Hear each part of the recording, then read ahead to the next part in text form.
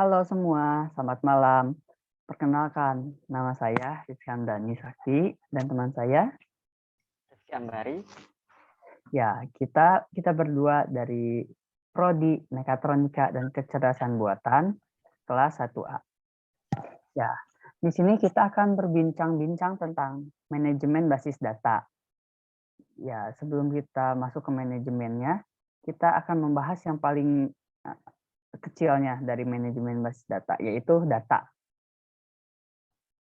Nah, data itu adalah suatu fakta yang belum terorganisir. Sebagai ilustrasi di sini bisa dilihat bahwa diilustrasikan seperti Lego yang belum belum terorganisir, masih berantakan gitu. Ya, menurut Rifki bagaimana? Ya, saya juga sependapat buah fakta yang belum terorganisir. Lalu data itu bisa juga berupa angka, huruf, maupun simbol gitu. Iya. Lalu, ada hierarki data. Coba Ki, apa nih maksudnya? Hierarki data itu kalau bahasa mudahnya itu adalah apa ya? Tingkatan dari data. Yang paling kecil itu adalah bit. Bit itu adalah sistem biner. Biner itu asal kata dari bi, yaitu dua. Itu bilangan, dua bilangan. Karena komputer itu hanya mengerti dua bilangan, yaitu 0 dan 1 saja. Dan dari bit itu kita bisa menjadi byte, yaitu byte itu adalah kumpulan dari 8 bit yang menjadi byte gitu. Lalu yang selanjutnya ada field. Field itu apa sih, Ki? Nah, field itu atau item data yaitu unit terkecil dari data yang tidak bisa dipecahkan lagi. Lalu ada pula record, yaitu sekumpulan item data yang saling berhubungan terhadap suatu objek. Lalu ada table nih, Ki. Apa coba? Nah, kalau table itu adalah kumpulan dari record. Jadi diibaratin si recordnya itu disusun dalam satu tabel gitu. Dan dari tabel itu bisa menjadi database. Jadi tabel-tabel itu disimpan dalam satu lemari ibaratkannya. Seperti itu, Ki. Gitu. Nah, apa nih Lego? Tadi kan kita sudah lihat di awal data itu bagaikan Lego yang berantakan. Nah, di sini itu informasi bisa dibilang adalah data yang sudah terorganisir. Maka kita bisa mendapat informasi dari suatu data itu. Jadi si data yang tadi itu bisa kita mengerti gitu, nggak berantakan dan kita udah bisa oh ini itu maksudnya ini gitu. Oh, kalau saya Ya. teringat kue, Ki. Kalau data Gimana itu tuh? misalkan data itu terigu, tepung terigu, gula, telur, minyak, dan lain sebagainya. Terus diolah, jadi organisir, jadilah informasi, yaitu informasinya itu kue atau bolu gitu. Kalau Oh, analogi saya itu yang saya ingat. baik baik. Lalu, ini apa nih Ki? Nah, tadi Data. kan di awal-awal kita udah bahas antara data dan informasi, yaitu Mm-mm. informasi terdiri dari data. Nah, di atas informasi juga ada knowledge, yaitu pengetahuan. Jadi kita mendapat pengetahuan dari informasi yang telah kita dapat. Dan di pengetahuan itu membuat kita mempunyai wisdom atau kearifan gitu. Jadi kita ibaratnya Kebijaksanaan. cerdas gitu. Kita kan Mm-mm. cerdas karena ada informasi seperti itu, Ki. Oh iya iya iya. Lalu, why database? Nah, kenapa database gitu? Iya nih, aku nanya-nanya ini maksudnya apa nih? Ada ledakan nih. Nah, ada ledakan nih. Kan dari tadi tuh kita tuh bahas tentang data, informasi, lalu ada knowledge dan wisdom. Nah, diibaratkan, misalkan kan kita tahu, seolah karena berjalannya waktu, otomatis data juga, bakal banyak. Nah, diibaratkan di sini tuh, karena saking banyaknya, jadilah, eee, ledakan informasi banyak gitu.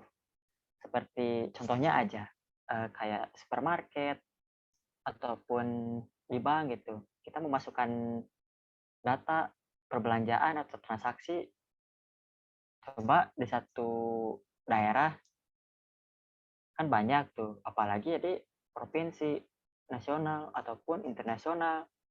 Nah, otomatis lahirlah ledakan data, yaitu eh, ke big data, lalu big data lahirlah database, adanya database, lalu lahirlah big data itu. Oh, seperti itu. Nah, sama seperti tadi, ini tuh sama yang tadi seperti Rizky bilang, si database itu awalnya yang tradisional.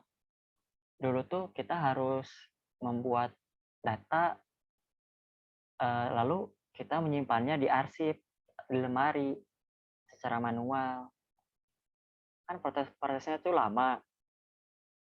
Nah, sama si kekurangannya itu, eh, kalau kebakaran ataupun kecurian, kan otomatis ya hilang gitu kalau nggak di copy itu.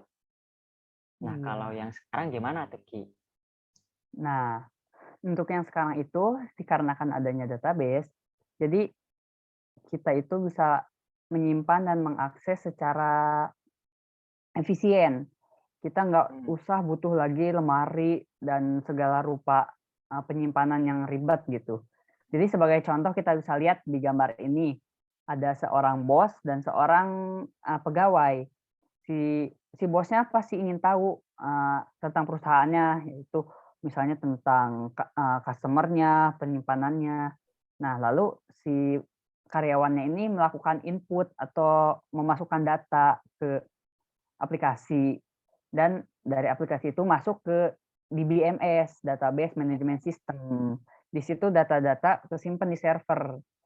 Ketika si bosnya pengen lihat dan punya akses, ya si bosnya bisa melihat itu database di mana saja, begitu, Ki.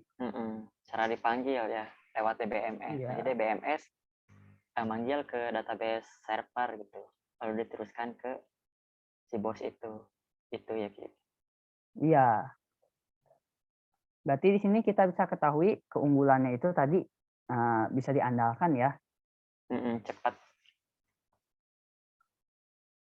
Nah, Nah, lalu ada model data nih, Ki.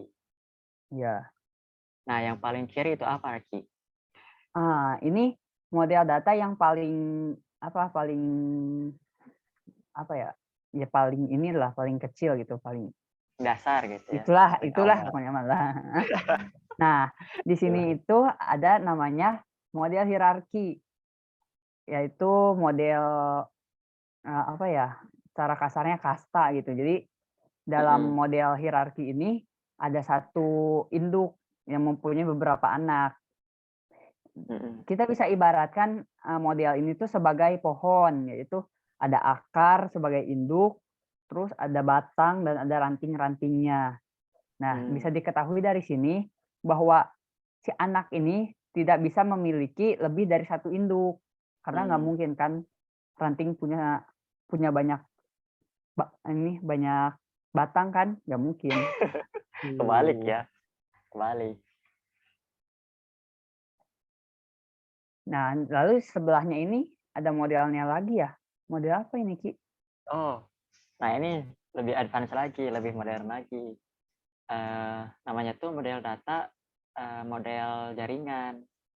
Kalau yang itu ya hampir sama seperti yang model hierarki, namun kelebihannya yaitu si node anaknya yang akar tadi itu bisa nyambung, bisa berhubungan dengan banyak eh, node induk. Lalu eh, nah ada lagi, Ki, apa tuh yang ada tabel-tabel. Oh, itu. Oh ya, itu namanya model relasional. Jadi Hmm, kita bisa menggabungkan beberapa tabel gitu dengan relasi yang sama menggunakan foreign key atau kunci tamu begitu Ki. hmm. Lalu sebelah kanannya ada yang lebih ini nih kayaknya nih, lebih advance nih. Apa itu Ki? Ya, ini yang terbaru. Eh, Model data orientasi objek, berorientasi objek gitu. Entity relationship. Nah, jadi si data-data yang tadi, data misalkan biodata nama kita, tanggal lahir, nomor rumah, jalan, atau apapun itu, jadi memiliki objeknya tersendiri gitu. Dipisahkan, jadi termasuk ke objek-objeknya masing-masing. Nah, misalkan di sini atributnya, misalkan ada customer, pelanggan, lalu ada balance, balance to nominal ya, Saldo. nominal, Nominal. saldo. Nah, jadi lalu ada operationnya seperti deposit, memasukkan, ataupun withdraw, menarik. Nah, di atribut juga ada yang kelebihannya lagi, credit line atau statement, lalu operationnya calculating interest, print, materials, begitu. Oh, iya. Dan tidak terasa kita sudah sampai di penghujung dari ngobrol-ngobrol kita. Terima kasih atas waktunya dan atensinya untuk menonton video kami. Jika ada pertanyaan atau saran, silahkan komen di bawah. Dan jangan lupa untuk like Like-nya karena like-nya. sangat berarti bagi kami. Ya, sangat. Dan juga misalnya Apalagi ya apa ya, promosi dulu atuh, like, pokoknya like, komen, subscribe mah terserah aja deh. Pokoknya komen, kalau ada yang ditanyakan mangga, gitu. Dan bila ada yang mau membantu menjawab juga silahkan komen di bawah. Ya, terima kasih semuanya. Kami dari Duoki Duoki, aduh. mengucapkan selamat malam. Terima kasih semua. Terima Bye-bye. kasih. Terima Bye. kasih juga Ki. Yo, thanks.